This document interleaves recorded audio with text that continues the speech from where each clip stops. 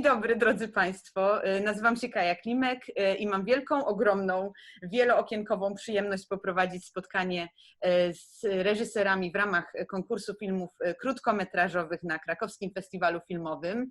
Jest nas sporo.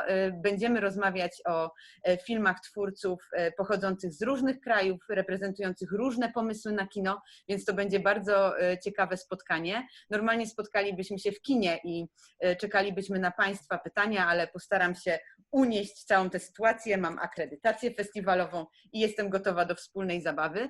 A teraz już nie przedłużając, przedstawię już po angielsku naszych gości, bo oni tutaj grzecznie siedzą, ale nie rozumieją ni w ząb tego, co ja mówię, więc pora przejść na język angielski. Zapraszam zatem na spotkanie z reżyserami filmów krótkometrażowych. So, that is in Polish. I guess nobody understood what I was saying. Rozumiemy zupełnie. Oh, we have somebody who understands a bit of Polish. So let me introduce the filmmakers that are here with me. Please show your hand when your name is mentioned. So first film is All Her Dying Lovers by Anna Benner and Elunet Zoe Ayano. Show us yourself, girls. Okay, hello. Mats Kudal, the director of Between a Rock and a Hard Place. Hi, Mats. Hi. That's his second time in live on Zoom. Not to tell that to anybody, but where's the Star Wars poster? I'm just. I took it down. Yeah, okay. Yeah. There was a Star Wars poster. Yeah, I took it down. Yeah, it's embarrassing. Maia Blofield, the director of The Fantastic, here with us also. Hi. Suela Bako, my name is Sonila. Hello. Hello, everybody. And Victor Asiliuk, the director of Epitaph, and he's joined by, please introduce yourself. Scriptwriter. Hello, dear team, and welcome. So it's difficult for me, to be honest, to do this meeting and ask the questions to the little windows, but I'm going to try to do my best. The first question is going to be actually directed to all of you, and we can start with the name of the director that I'm going to mention, and you're going to answer, and then another person. That's going to be the easiest thing to answer that question. Can you tell us a bit about the idea that came before the film, that it directed you to go to the place or start the story? What was the starting point? And I would like to start with Anna and Zoe, please. Like, who wants to, which of you is going to answer? Maybe you have different stories to tell. I think we can share the story. So, All Her Dying Lovers is actually the second film we made from the same story. So there's another film called Black and White or Chernobyl.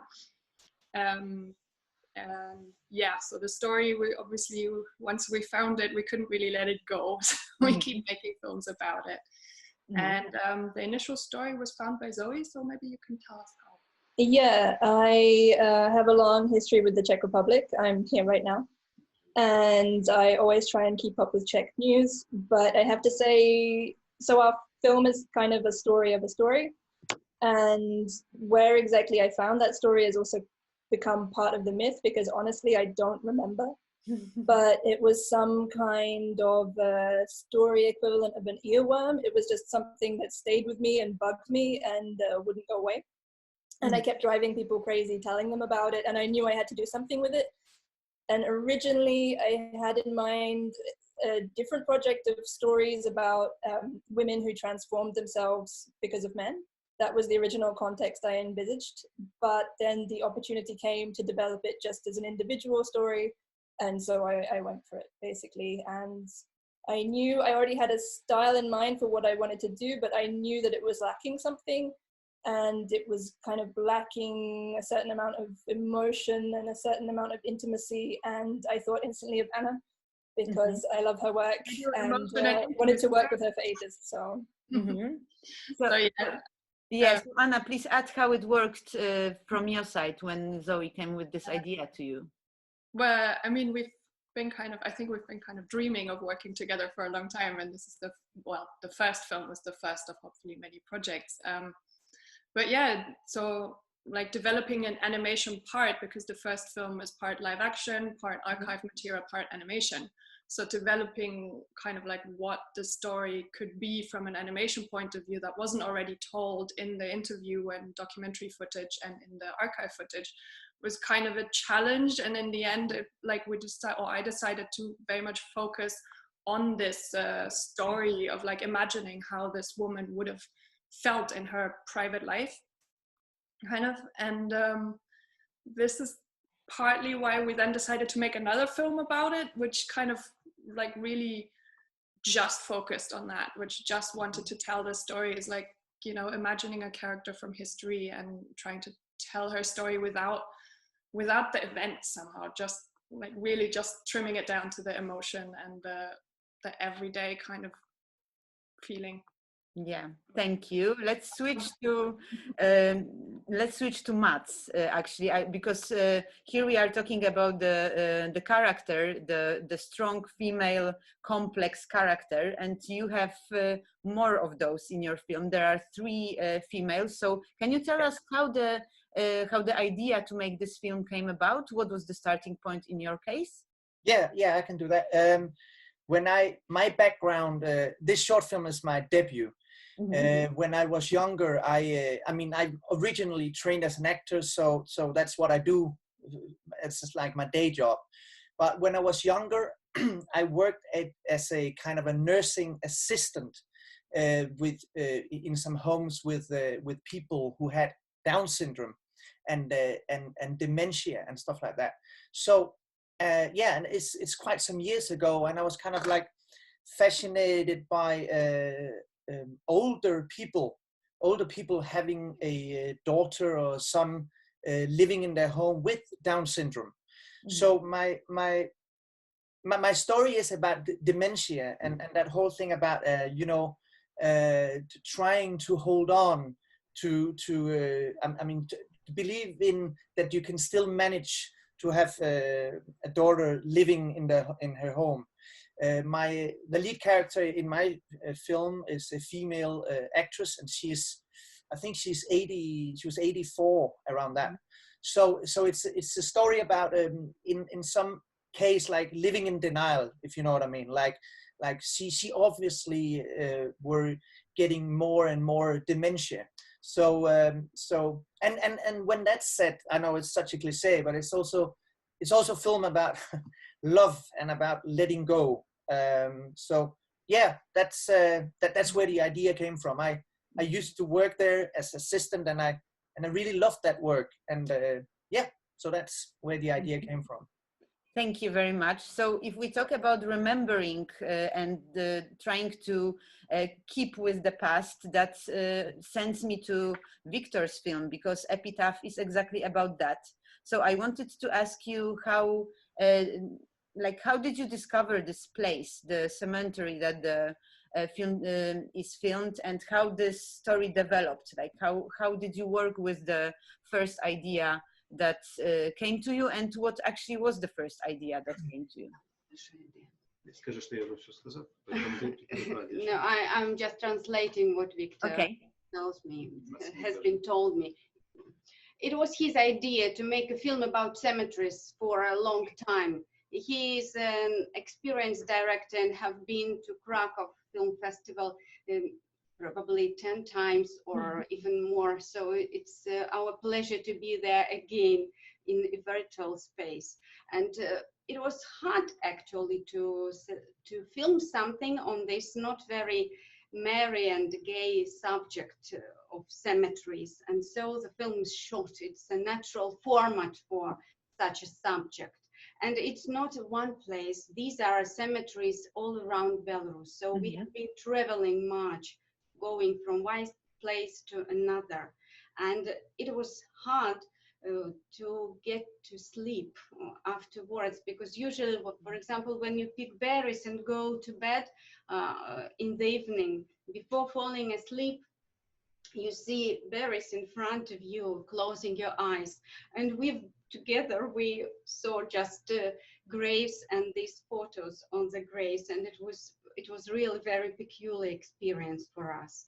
And what struck Victor, and that it's a very sad place, of course, and you go there and you meet death there because there are dead people all around, but still it makes a person, in spite of his solitude, more thoughtful of life.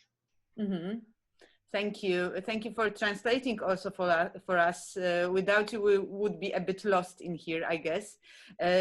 So if it comes to the idea of a place that influences the filmmaker, I was curious how much it was like that with you, Maia. If you can tell us a bit about the starting point of your film, because you actually show us the place that we can't access. We are talking about like memories from North Korea in a way, but also with film. So can you tell us a bit about the background of the film?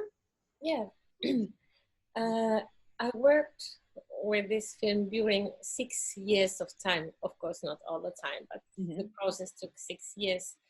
And I started it when I stayed one winter in Seoul, in South Korea, 2013. And I got interested in how people from North Korea were presented in media. They were very rarely shown as individuals. They were always a group of North Korea, blah, blah, blah. And I got personal interest on how, if you have lived in such environment, how you feel about, how you define your reality and how you decide what you believe in and what you believe not, and so on. And then as I heard and read quite a lot about the smuggling business to North Korea, that they are smuggling foreign movies, like entertainment, fiction, films through China.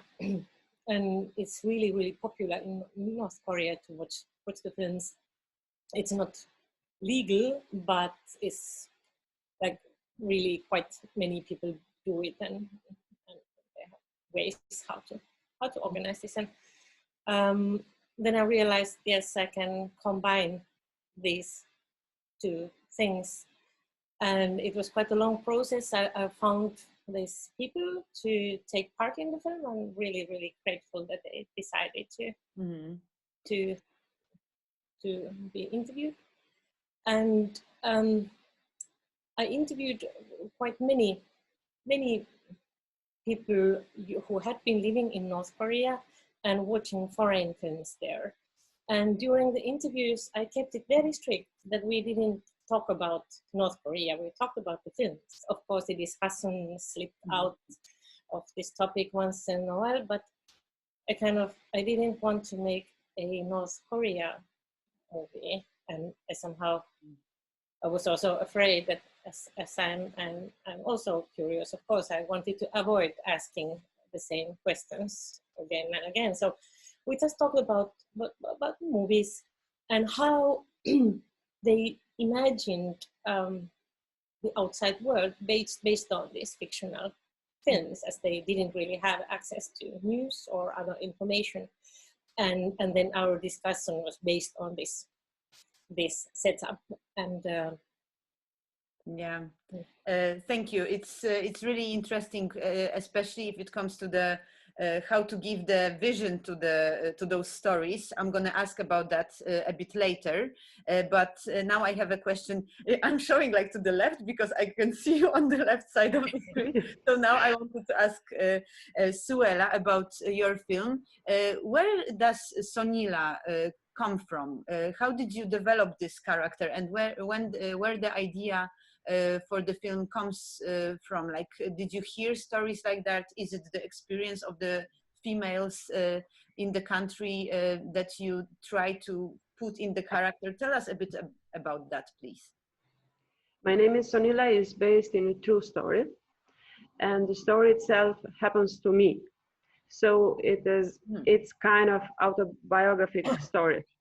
It has been a hard moment of mine, living this act of thief in a bus, and I was surrounded by my daughter and the problem was bigger because my daughter was present, and I really get upset of all this that happened. So I ran to get the justice, and it was going kind of, the film is going on, so all the Calvary is something that it is based on the true story. But what I want to say more, and that is really important for me, is that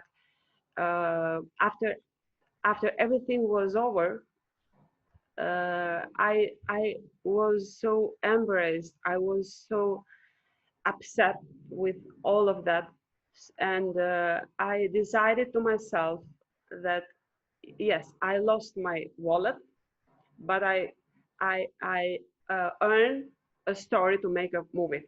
Mm. And that was not only an artistic obligation, that was a civic obligation to tell the story to the others, to share the feeling I had. It was kind of violence, you know, it was kind of rape, and a hand put on your bag, and a known hand put on your bag is kind of a hand on your stomach. The feeling was so hard, so strong, that I had no other thing to do, just to do my best to tell the story in a short movie. So there were about 3 years later then that I prepared everything to be ready to shoot the movie, and I was so interested in telling all this in such a realistic way as I could. That's why I chose to tell it in a documentary style, handheld camera, long shots. My first idea was to have a one-shot movie. Then we decided with the production team, we decided that it would be better to cut it somewhere. But I was really interested in show the story in real time, to tell all the feelings this woman, Sonida, face during this Calvary. Mm-hmm.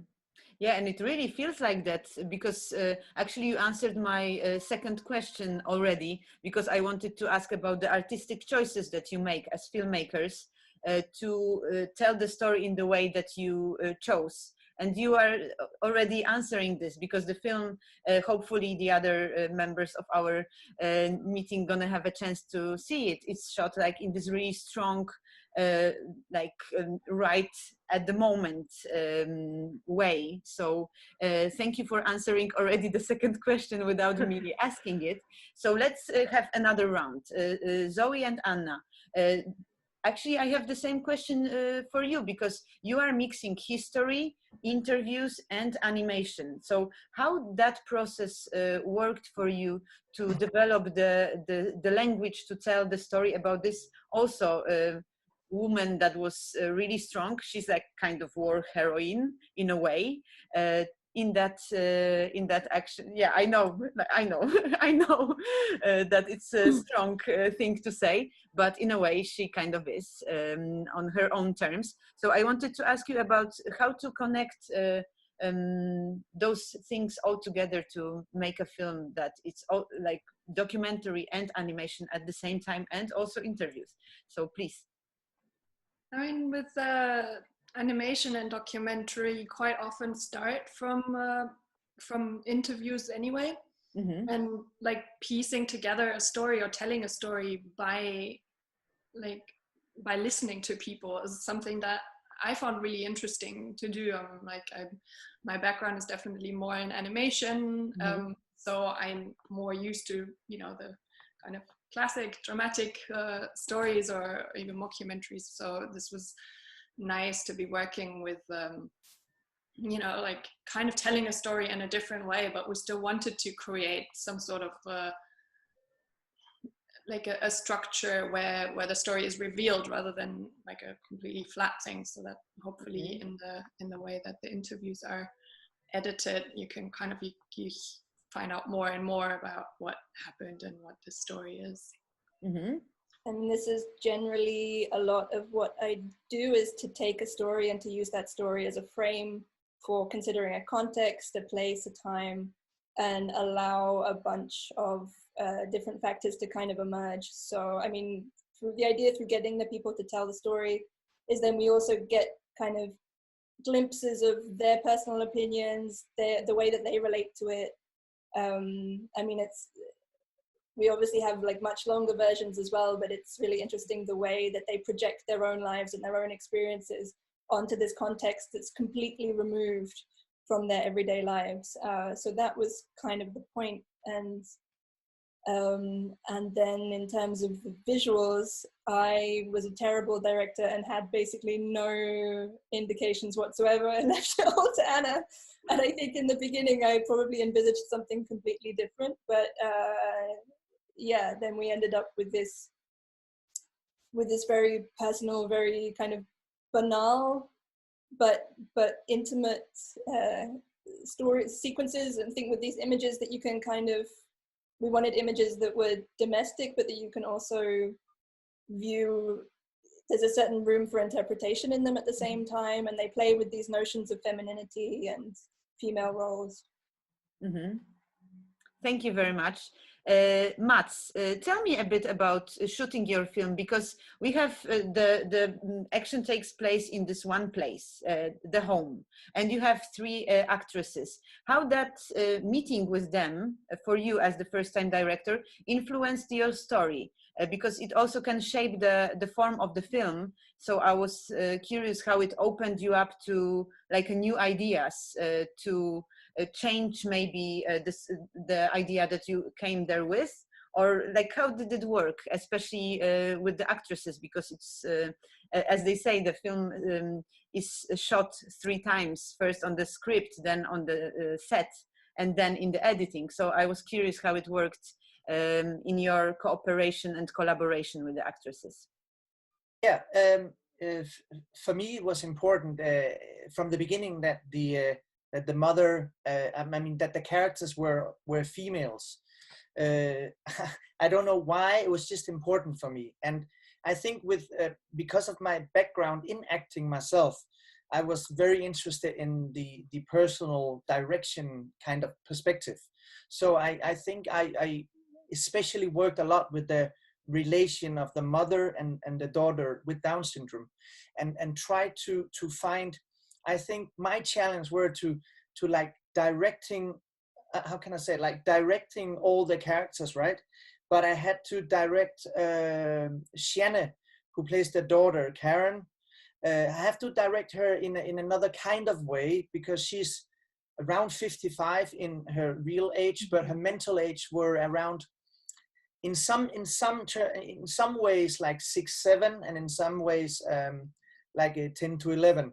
So I think it was just very important for me to do that in a very gentle and nice way. So I think, I don't know if that answers your question really, but it's just very important with working a lot with the acting and the relations between them. I know it's always important with the acting, but the acting was the most important thing for me to do on set. Of course, also the visuals and the audio. With that, we wanted the lead character. We wanted to some. I don't know if we succeed with it, but I'm happy with the film.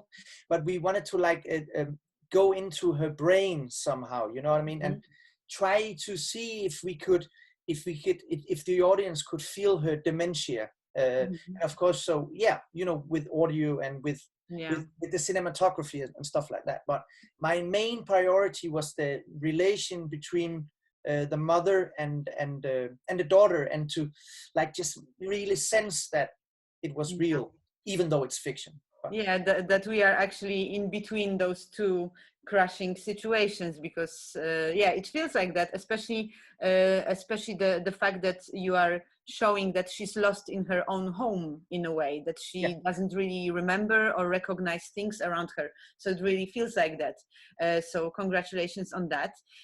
Victor, Also in your film, I can see some radical visual choices if it comes to the cinematography, because we start the film in black and white, then the colors are changing. I wanted to ask about the cinematography and how to influence, what was your aim if it comes to influencing the viewer in an emotional way, because the visuals are strong. We are looking at this world that is going away, but at the same time you use the cinematography as a tool to switch our view on the world. So I was thinking about that. Can you tell us a bit more about your ideas behind that?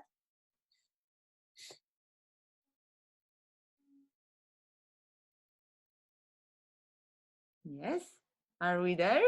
Hello, hello. Yes, we're here. Did you hear the question? So Victor was interested in the question, but he did not understand that it was addressed to him. Now he knows. Okay, but did you translate? Yes, I did. Yeah, yes, the black and white and the color, and that was, yeah.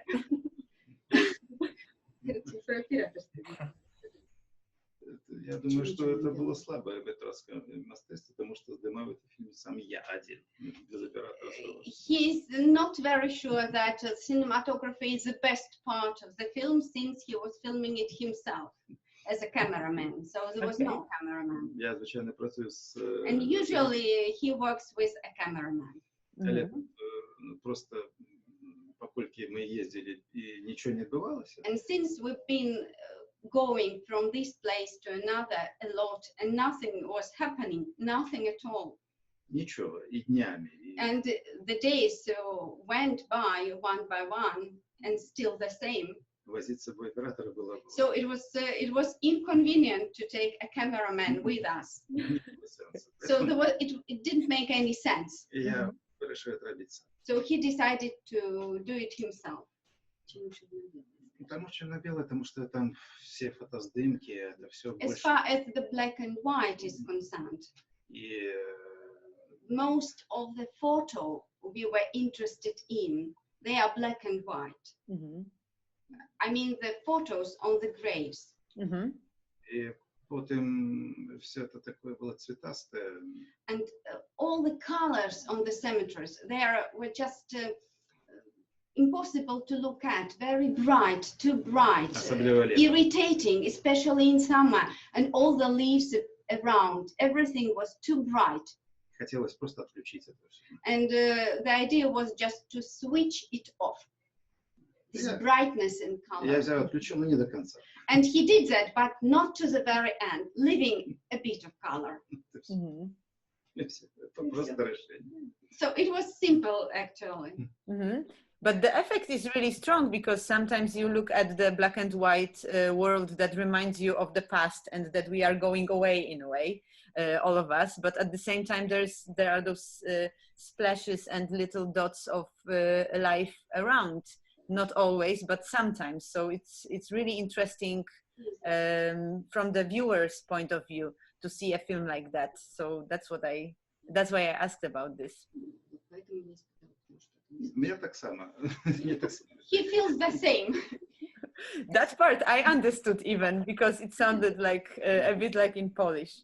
If it comes to radical choices, thank you for your answer. If it comes to radical choices in the visual aspect of the film, Maia, I wanted to ask you about the concept that you used, because we hear the interviews with people that probably couldn't show their faces, because as far as I know, it's not super safe for them to walk around and say like, we are from North Korea and we live in here now. And at the same time, you work with their memories and their imagination. So I wanted to ask about the source of the materials that you use as the visual part of your film, and how you develop that fantastic, in a way, world that we can see in the film. Yeah. The interviews, they were made in Seoul, in South Korea, and I recorded only sound. Some of the people I talked with, they were also willing to be filmed, but that was not the point in the film to show some people talking in an interview. So I just recorded all the interviews, or they're more like informal discussions than interviews, I would say. But originally I had some other ideas for the visual side, but so what was the result? It was formed during a longer period of time. But in the very beginning of the process, I went to North Korea. It was more like a research trip. I was not intending to film there, because I really had this idea that I don't want to be part of. I wasn't interested in making a film where to show like the hidden North Korea and so on, and I was totally sure that I wouldn't use any footage I filmed there, and I had very, very small unprofessional camera with me. But and I went on a tourist trip because I was so interested in the situation where I followed discussion of Western tourists about tourism in North Korea, and they were constantly discussing about whether it was true or not what they saw there. Mm-hmm. Like, was it some performance made for them, or was it reality? And then I realized it was somehow, in this point, we were somehow on same level with the people I was interviewing with, because I was really asking how did they define what was true and what was not. So I felt that it would be a good starting point for our discussion and be easier to understand each other and so on. If I went there and so I wanted to make this trip as a part of a tourist group. But then I filmed some interiors and landscapes, which I felt like did not look like our imagination of North Korea. And many years later, when we were editing the film, I ended up using this footage. So that the image in the film is made with VFX, visual effects, which are created by Olli Leppänen. And all the image is filmed either in North Korea or on its borders in China and the area between two Koreas. But always when we go into the North Korea, the audience wants to see the hidden world, the documentary for this, and then actually something happens and then you can't see it. Because partly we circulated the material through VHS tapes, like analog videotapes, and this is because it's part of the film. You will understand this when you see the film. Some of the people I interviewed, they watched these films from VHS tapes in the 90s, which of course affects what you see if you watch a film from a tape which has been copied several times. So the visuals have already been changed from the original film. So we use these analog effects and then visual effects on kind of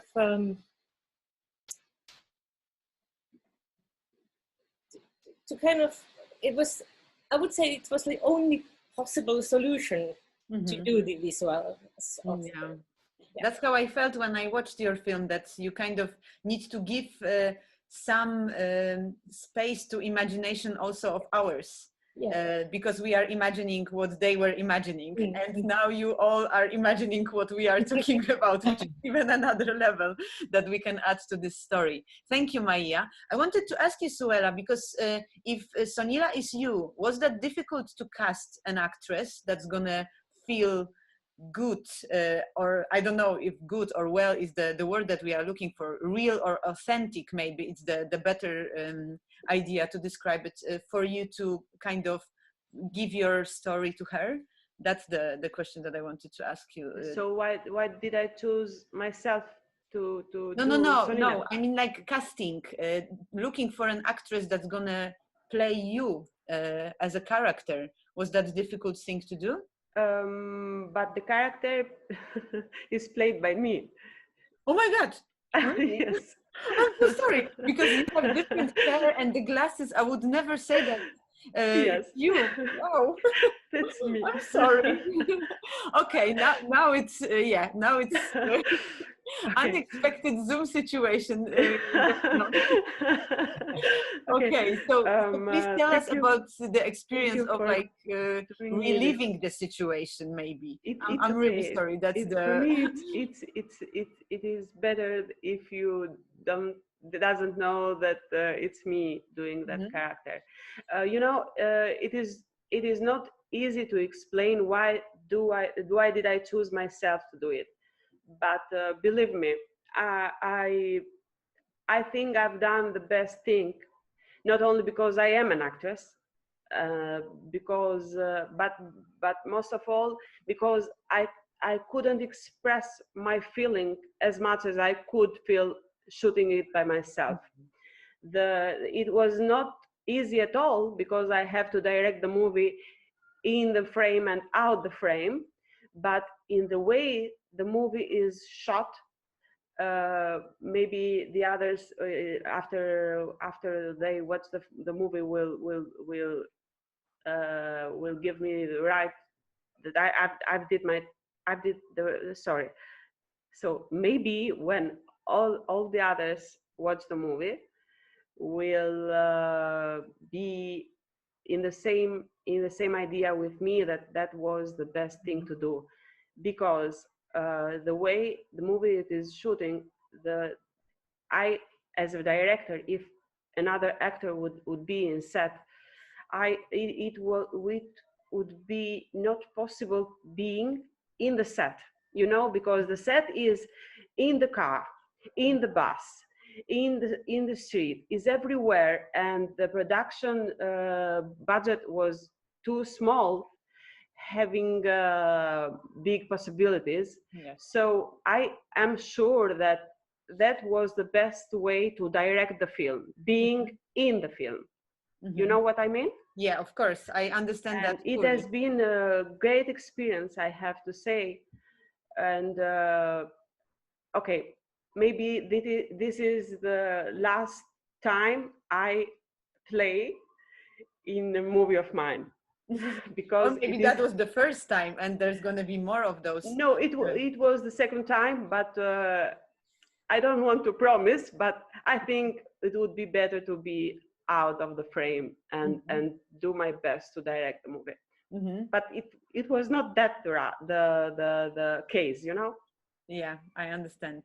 Thank you very much, and I'm really like sorry that I didn't recognize you. For me, it's fantastic. If that can work like that, it makes me happy also. To wrap up our meeting, I wanted to ask you like a general question about the situation that we are in, all of us now. How does the lockdown and the pandemic and the situation that we are all connected through in Zoom, for example, right now, how does it affect, or is it improving your work as filmmakers? Can you just say maybe like 2-3 sentences about how that situation works for you as a filmmaker? Let's start with Anna and Zoe, please.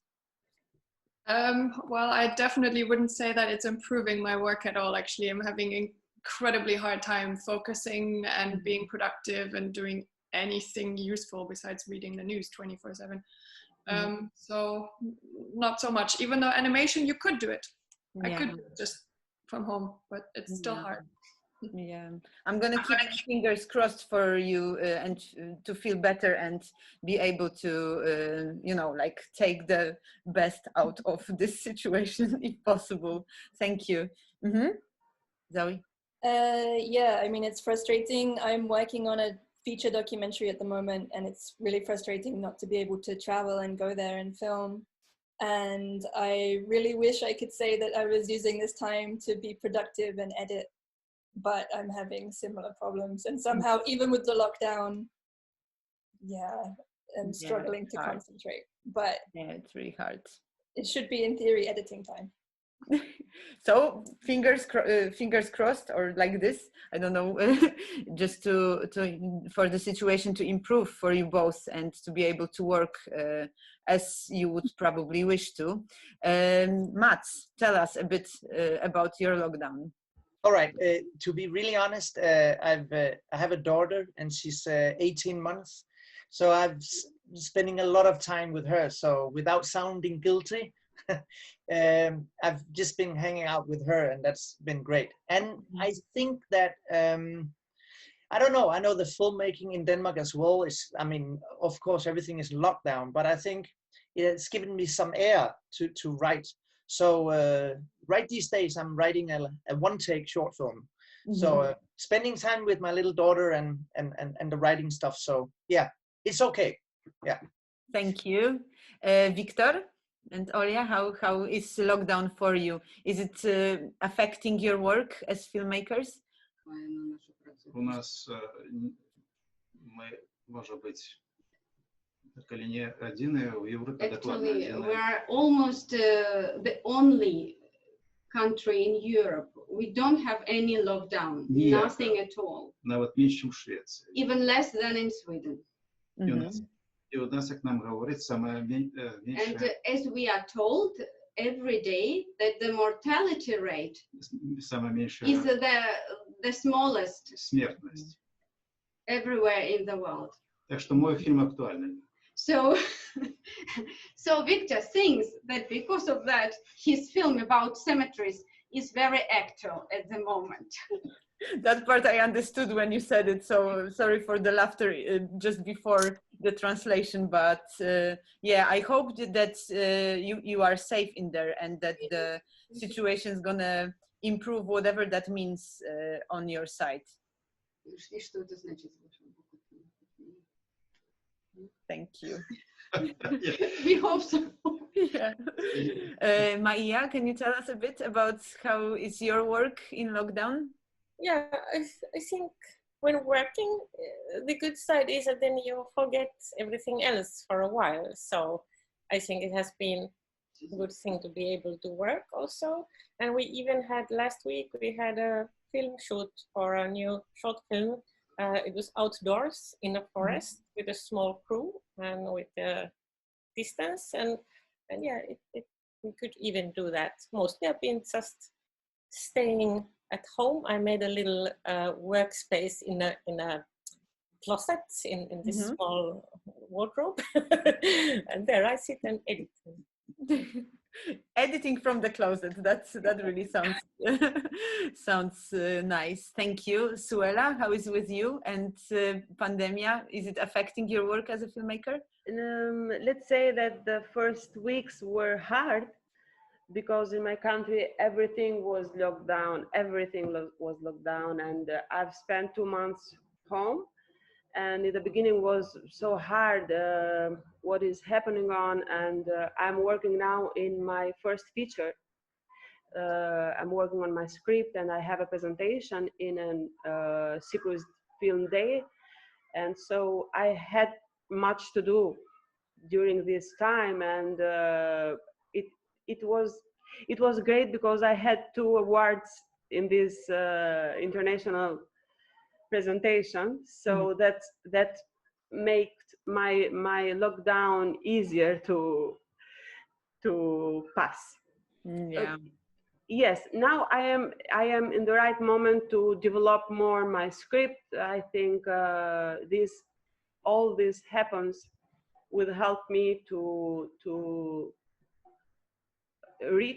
enrich my script and my story. So I'm gonna keep my fingers crossed for you all. Thank you. So the situation improve in every country that we are from, and that's next time, because there's gonna be next time, we're gonna see each other in real life and talk about maybe your next projects. I'm gonna keep my fingers crossed for that too. I would like to make like a shot of our meeting, so if you can wave, it's gonna be nice to have it like that to our Chronicles of the Festival. Thank you very much for meeting with me. It was a bit longer than we thought, but it was a lot of fun to talk to you all. Enjoy the screenings of Krakow Film Festival, because the film's going to be available also for you. And keep up the good spirit and see you next time, I would say. Have a great afternoon and evening. Thank you very much for being here with us. Thank you. Thank you very much. Dziękuję bardzo serdecznie. Filmowcy pozdrawiają, wesoło machają, a my widzimy się na następnych spotkaniach w ramach Krakowskiego Festiwalu Filmowego. Do widzenia, do zobaczenia. Dzięki.